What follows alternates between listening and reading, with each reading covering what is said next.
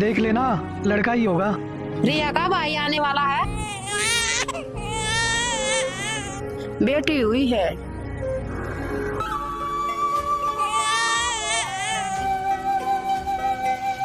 लड़की हुई है।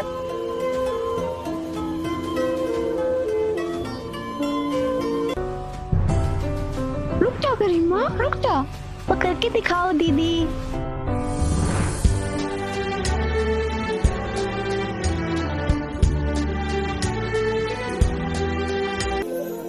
ये साड़ी दी है तेरी माँ ने, ये साड़ी। इतना हल्का हार, ये तो फूंक मारते ही उड़ जाएगा। भूखे घर की यही सिखाया है तेरे माँ बाप ने।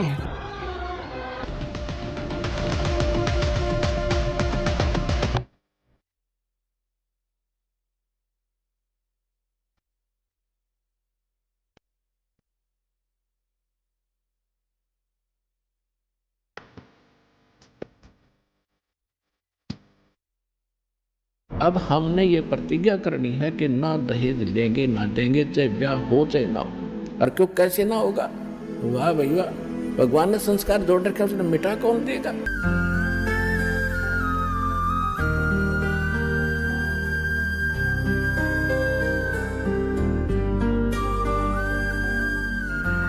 मेरी माँ अक्सर बताती थी, उस रात सब इंतजार कर रहे थे।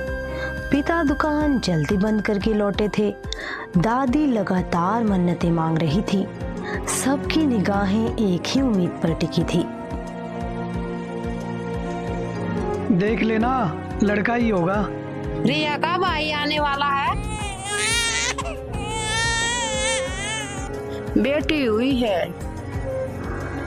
और फिर मेरी बड़ी बहन पैदा हुई, लेकिन उस खुशी के साथ जो खामोशी आई, वहीं से हमारी कहानी की शुरुआत हुई।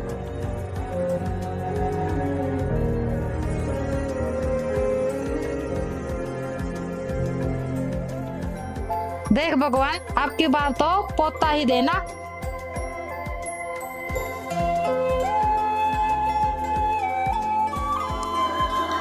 माँ बताती थी, उन दिनों लड़का पाने के लिए लोग क्या क्या नहीं करते थे। पूजा, तांत्रिक, ताबीज। पर किस्मत के लिखे को कौन बदल सकता है?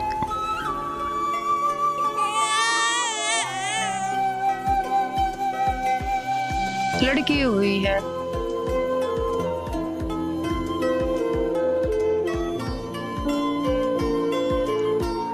उस रात खुशियों की जो तैयारी थी, वो सन्नाटे में बदल गई। और उसी सन्नाटे में मैंने पहली सांस ली, दूसरी बेटी बनकर। अब बेटी ने तो हम संतान भी नहीं मानते थे, ऐसी ऐसी अनजान सोच बना दी हमारी। पुण्यात्मा, बेटा और बेटी में कोई अंतर नहीं। संस्कार आपको मिलेंगे चाहे कितने पैर पीट लो। देखना भाई साहब, मेरा तो लड़का ही होगा।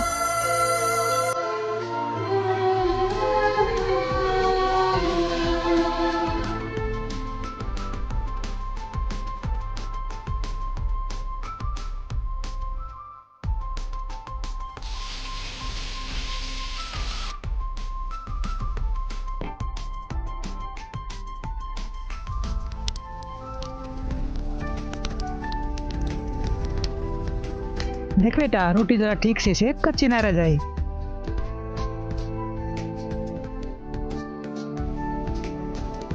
अपेक्षा, जा बेटा अपने पापा को पानी दे के आ।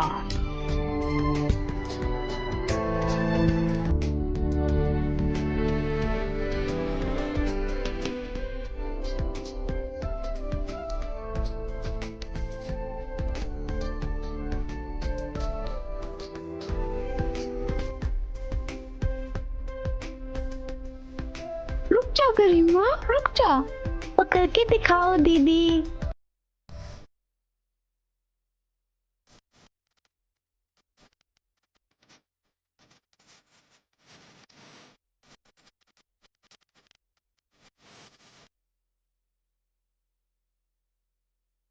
अपना ख्याल रखना, ज्यादा इधर उधर किसी से बात मत करना।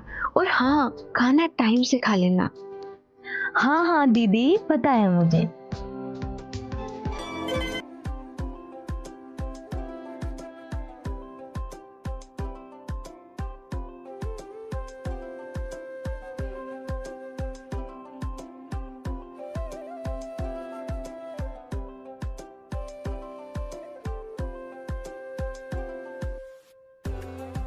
अरे सुषमा, कैसी हो? ठीक हो ना? हाँ बहन जी, सब ठीक है, बस गृहस्थी में लगी हूँ। जा बेटा, ये अंदर रख दे। ठीक है मम्मी। सुषमा, लड़की बड़ी हो रही है। अरे मेरी दिल्ली वाली बहन सुमन को जानती हो ना, उसके लड़के ने अभी अभी डॉक्टरी की पढ़ाई पूरी की है और शहर में अपना छोटा सा क्लिनिक खोला है। मैं सोच रही थी अपनी अपेक्षा के लिए बात कर लेते, क्योंकि वो खानदानी लोग हैं और वो अपने बेटे के लिए सर्वगुण संपन्न बहू ढूंढ रहे हैं। ठीक है, मैं इसके पापा से बात करके बताती हूँ।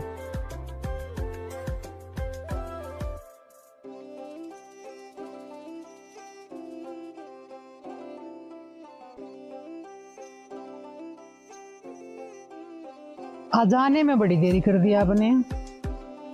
वो शादी का सीजन चल रहा है ना, दुकान पे काम बहुत था। गरिमा और अपेक्षा कहाँ है? सो गई हैं दोनों। अपेक्षा की तबीयत ठीक नहीं थी और गरिमा के ऑफिस में ज्यादा काम था, थक कर सो गई। वो साहिल की मम्मी मिली थी आज, अपेक्षा के रिश्ते के लिए बोल रही थी। अच्छा, लड़का डॉक्टर है। डॉक्टर है तो दहेज भी अच्छा ही देना पड़ेगा। पर हम इतना करेंगे कहाँ से, दूसरी बेटी भी तो है। बेटी खुश रहनी चाहिए, कुछ ना कुछ तो कर ही लेंगे।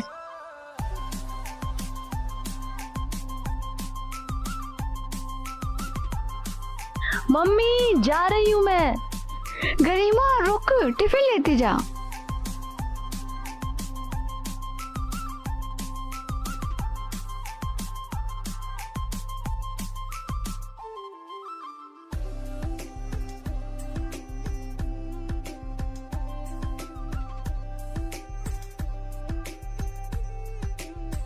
हे पलक, कैसी है तू? अच्छा, तू थी क्या?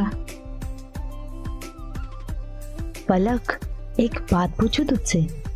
हाँ बोल। घर पे सब ठीक है ना? शादी के बाद तू बड़ी परेशान सी रहने लगी है। अरे नहीं यार, सब ठीक है। बता ना पलक, तू कुछ तो छुपा रही है।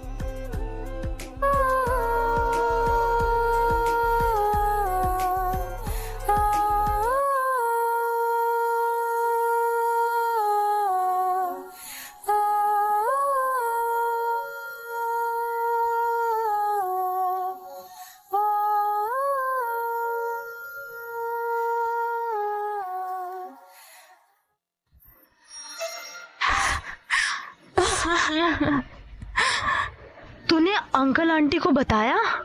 नहीं गरिमा, तू जानती है ना मम्मी पापा मुझसे कितना प्यार करते हैं। मेरी खुशी में ही उनकी खुशी है। अगर उन्हें ये सब पता चलेगा तो उनको बहुत तकलीफ होगी। अच्छा पलक, मुझे ये समझ नहीं आ रहा तुम ये सब क्यों सहन कर रही हो? अरे तुम इतनी पढ़ी लिखी हो, जॉब करती हो, तो क्यों बर्दाश्त कर रही हो ये सब? बस इसी उम्मीद में कि शायद आने वाला वक्त अच्छा होगा। मैं आशा करती हूँ कि ऐसा ही हो।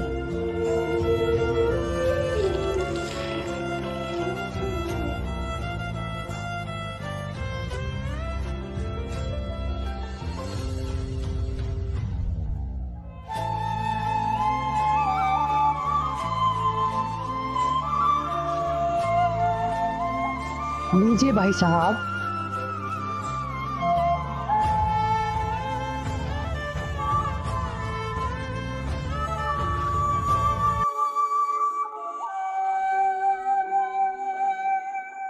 नहीं नहीं बहन जी, बस।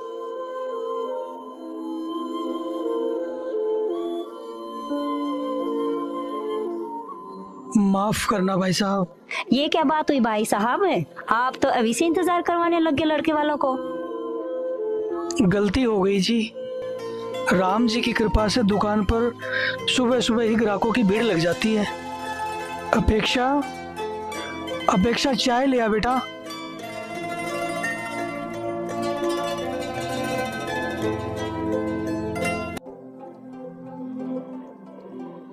वैसे क्या क्या सिखाया है आपने अपनी बेटी को?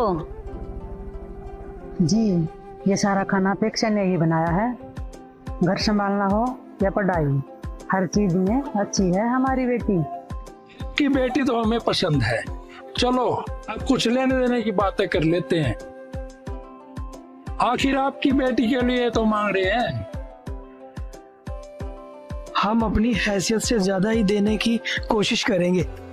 तो चलिए भाई साहब, फिर शादी की तैयारियां शुरू कीजिए।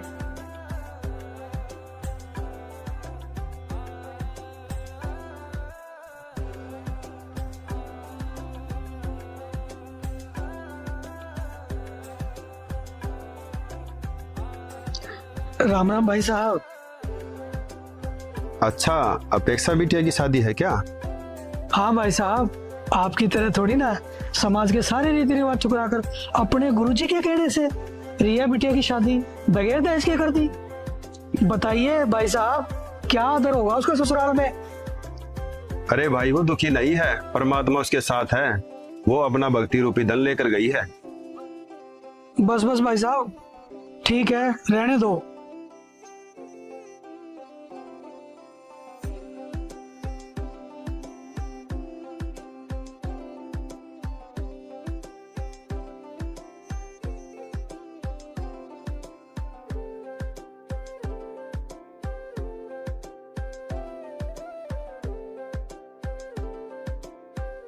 विवाह की तैयारियां आज से ही शुरू कर दो और वर्मा जी के यहाँ चले जाओ। टेंट वालों को सारा काम समझा दो। बारात धर्मशाला में नहीं, होटल में ठहरेगी। कोई कमी नहीं रहनी चाहिए। और गरिमा बेटा, मेहमानों की लिस्ट जल्दी से तैयार कर दे। और घर के पेंट का काम भी समय रहते पूरा हो जाना चाहिए। जिस तरह की शादी का सपना देख रहे हो, कुछ अंदाजा भी है उसमें कितना खर्चा होगा? दुकान तो पहले गिरवी रखी दी है, अब क्या घर को भी बेच दोगे? छोटी बेटी का भी तो ब्याह करना है, उसके लिए क्या बचेगा? हाँ, अंदाजा है, पर बेटी खुश रहनी चाहिए।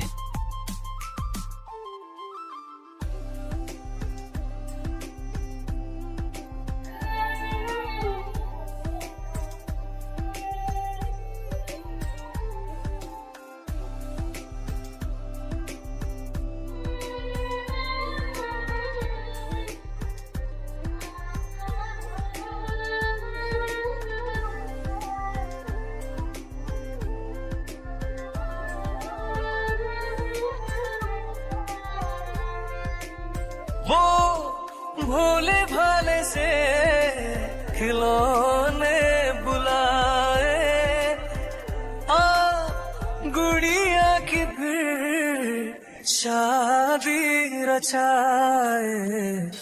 बचपन की बातें यादों में आए, बेफिक्रियों के मौसम बताए। मेहंदी लगी थी, दुल्हन सजी थी, मेहंदी लगेगी, दुल्हन सजेगी।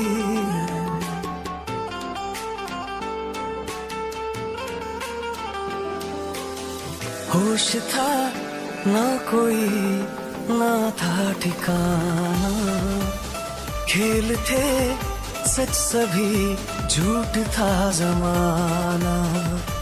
फर्क था ना कोई दूरी, रोने का हंसने का एक था बहाना। कागज पे चेहरा मेरा फिर से बना दे तू, चेहरे पे टेढ़ी मेरी आंखें लगा दे तू।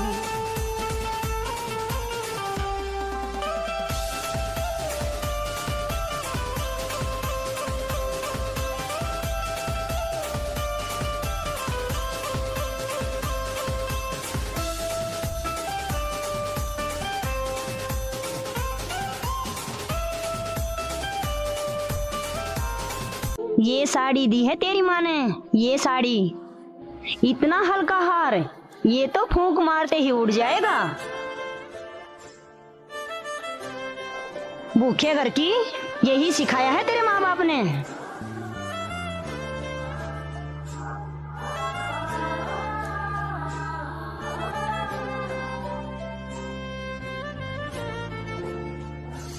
अब तेरी जरूरत नहीं, बहू आ गई है।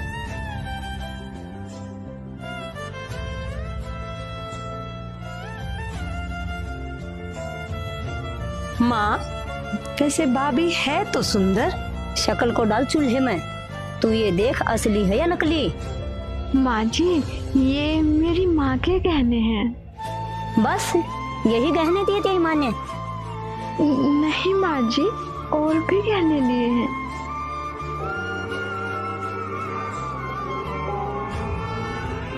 ओहो, क्या घटिया साड़ी है। ये तो उससे भी घटिया है। इससे अच्छे कपड़े तो हमारी नौकरानी पहनती है। ये फिर भी ठीक ठाक है, इसे मैं रख लेती हूँ। हाँ हाँ रख ले, किसी को पूछने की क्या जरूरत है।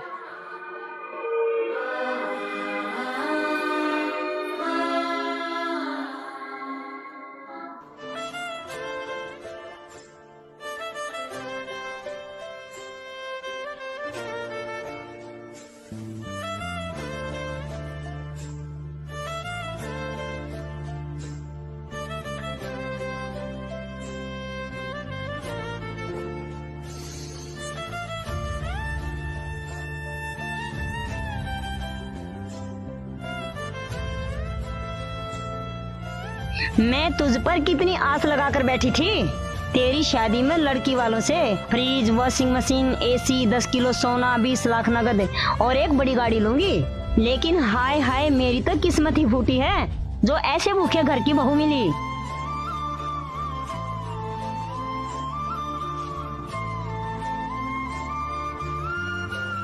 चाय भी अब मांगनी पड़ेगी क्या तुमसे? बैठा हूं ना, चाय दो।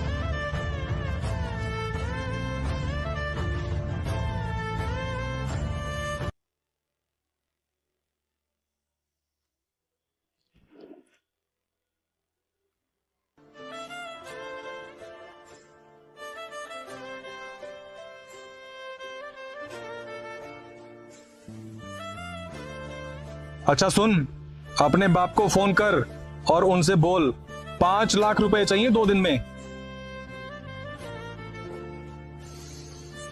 5 लाख, सुना तुमने?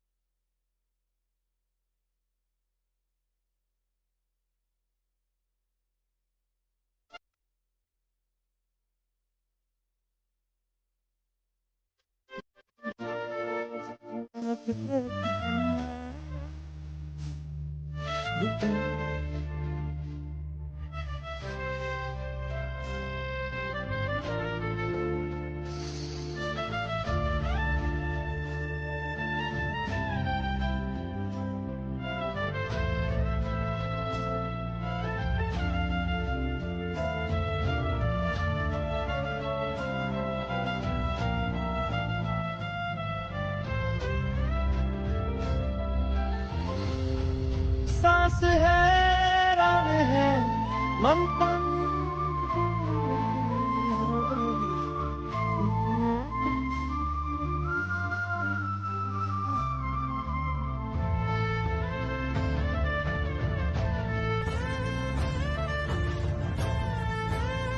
आप सब ऐसा क्यों कर रहे हो मेरे साथ? मेरे पापा कहाँ से लाएंगे इतना सब? तेरी इतनी हिम्मत कि तू पैसे नहीं लाएगी अपने बाप के यहाँ से? चलेंगे हरदम, अब बांटते हैं ये गम भीगे नैना। जो सांझ ख्वाब देखते थे नैना, बिछड़ के आज रो दिए हैं।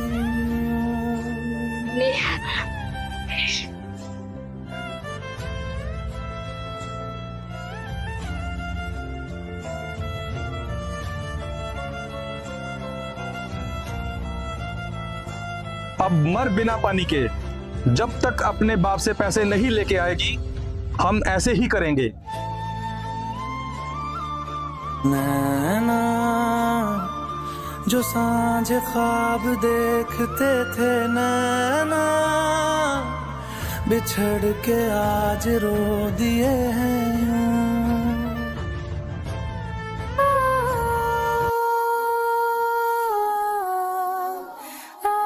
उठ महारानी उठ, काम तेरा बाप करेगा, चल काम कर।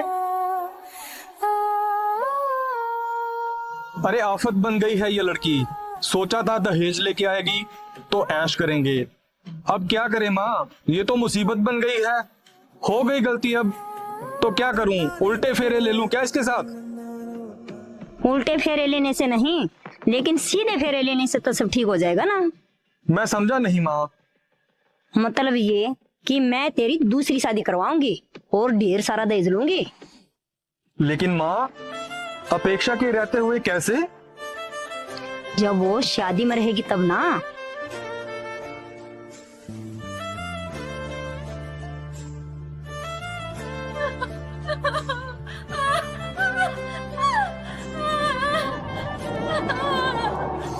बिटिया, ससुराल में सबका दिल जीतना, लड़ झगड़ कर रूठ कर कभी वापस मत आना। बेटा, कुछ भी करने से पहले समाज में मेरी इज्जत का ख्याल रखना। देख, तेरी छोटी बहन भी है, नहीं तो कौन थामेगा उसका हाथ। तेरा एक गलत कदम उसकी जिंदगी बर्बाद कर देगा।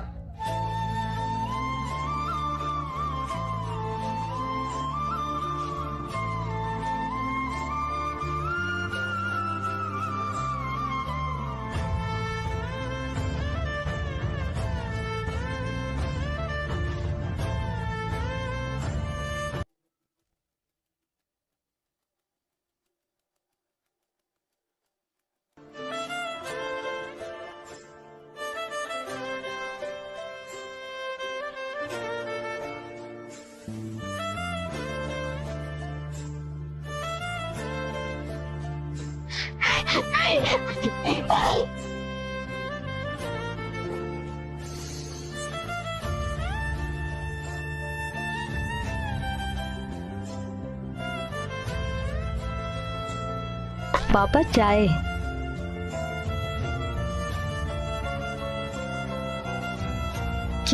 क्या हुआ पापा?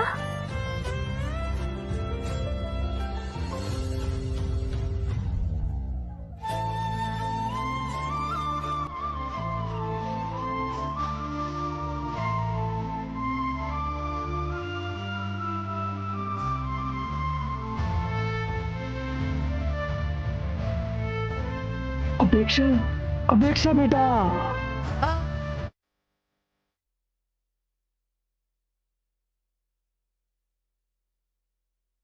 खाना नहीं बनाती थी बहन जी, घर नहीं संभालती थी आपका, क्यों मार दिया इसे?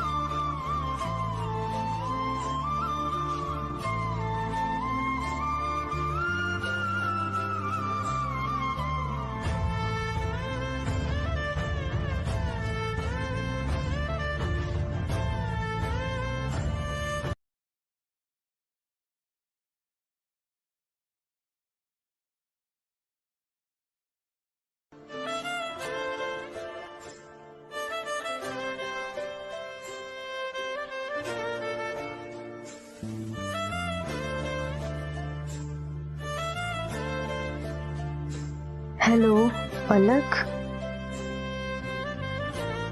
पर आंटी कैसे?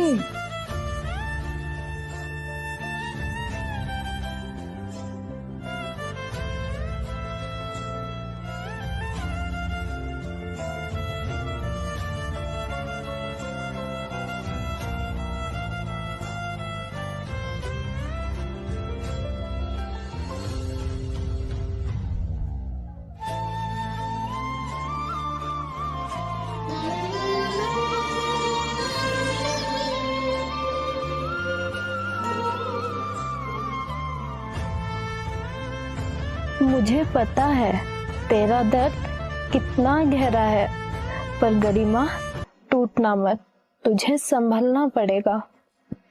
दीदी, हमें लगता था दहेज तो दे ही दिया है, अब उन्हें खुश रखेंगे, पर देखो उन्होंने अपेक्षा दीदी के साथ क्या किया।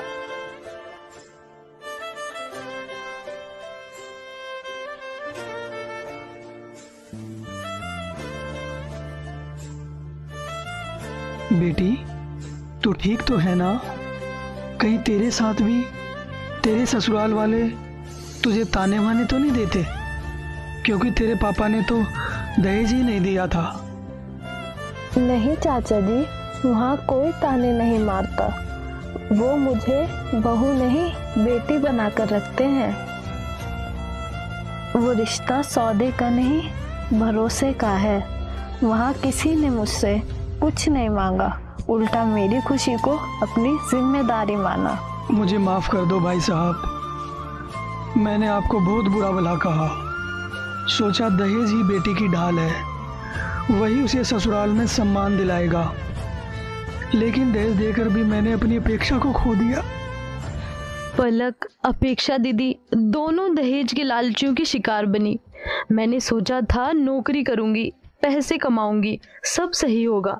अब समझ आया ये तो ऐसा लालच है जो कभी खत्म नहीं होता। गरिमा, बदलाव पैसे से नहीं सोच से आता है। मैंने वहां जाकर देखा सम्मान का रिश्ता कैसा होता है। जब शादी दिखावे से नहीं भरोसे से परमात्मा को साक्षी मानकर होती है, तब पैसों का दहेज नहीं सद्भक्ति का दहेज बेटी के साथ जाता है। तब बेटी रोती नहीं खिलखिलाती है। जीवन की सारी आपत्तियों से परमात्मा रक्षा करते हैं। तो परमात्मा की शरण में आने के बाद वही विवाह आज आप देख रहे हो, उस परमेश्वर की कृपा से परमात्मा ने हमारा ज्ञान हटा दिया। यहाँ पर बच्चों का विवाह करा दिया जाता है और 5-7 भगत उनके रिश्तेदार आते हैं, घर वाले, और यहाँ आश्रम में उनका 10 रुपए खर्च नहीं होता। सिंपल रोटी जो रोज हम बनाते हैं वही खाएंगे। ये ड्रामाबाजी हमने नहीं करनी। बच्चों का संयोग परमात्मा जोड़ता है।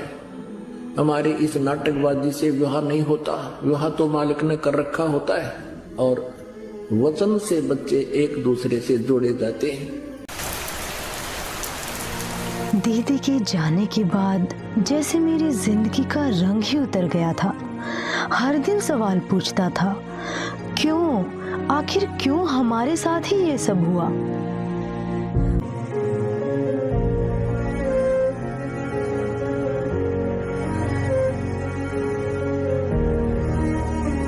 मैंने सोचा, अगर दुनिया में भगवान है तो उन्होंने हमारी रक्षा क्यों नहीं की, या फिर क्या मैं उन्हें पहचान ही नहीं पाई।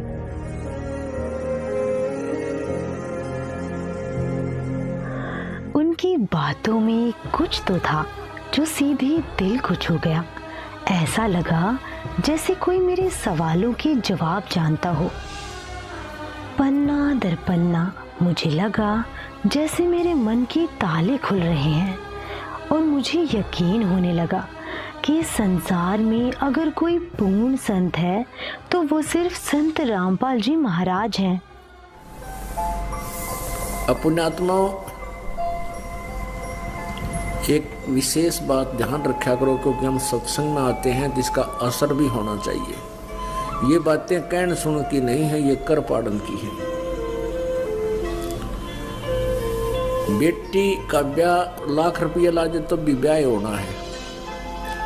और भाई 10-20 हजार में काम चला दे, वो भी ब्याह ही होना है, विवाह ही करना है हमने। इन बकवादों को छोड़ के सिंपल से ढंग से अपना बच्चों को की शादी कर देनी चाहिए। हेलो रिया दीदी,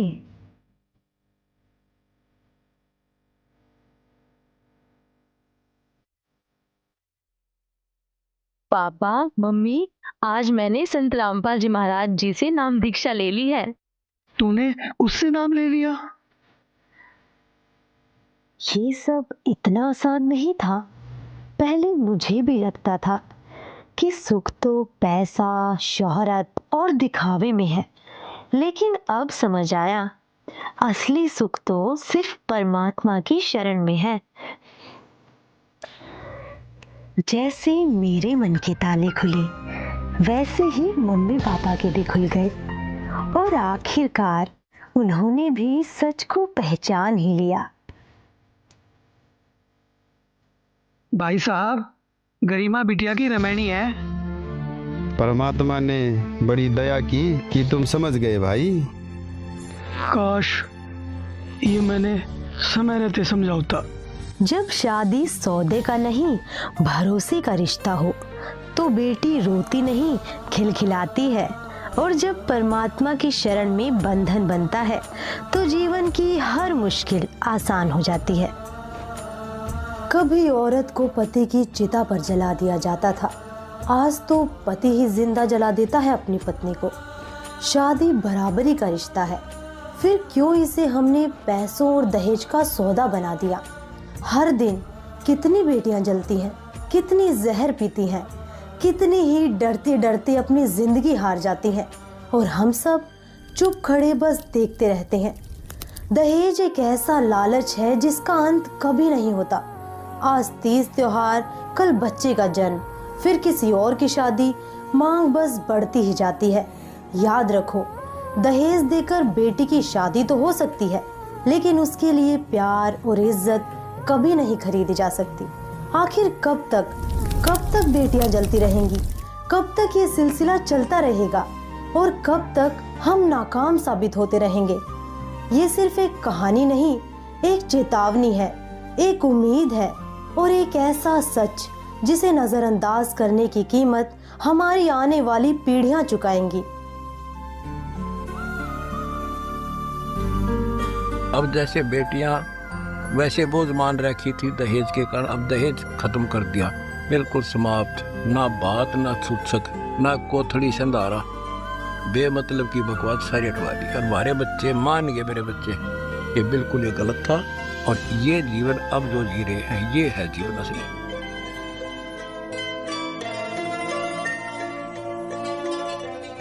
आपको भी संत रामपाल जी महाराज जी के बारे में कोई भी जानकारी प्राप्त करनी है तो आप संत रामपाल जी महाराज जी के ऑफिशियल यूट्यूब चैनल संत रामपाल जी महाराज से प्राप्त कर सकते हैं।